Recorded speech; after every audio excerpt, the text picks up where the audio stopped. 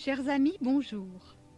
Notre espèce humaine, comme chaque espèce vivante, s'est construite par étapes d'évolution de son paradigme.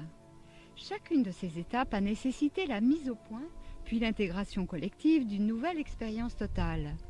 Une expérience alors intégrée dans notre histoire, accessible à l'intention individuelle et simultanément validée par tous.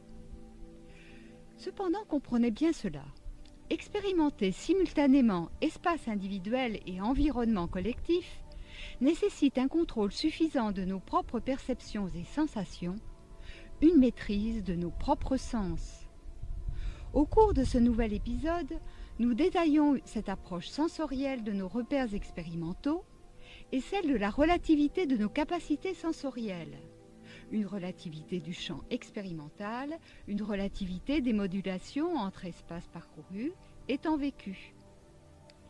Vous pourrez alors mieux comprendre comment Arnold Schwarzenegger a su se construire en athlète héroïque en s'appropriant une évolution de paradigme archaïque de l'espèce Homo.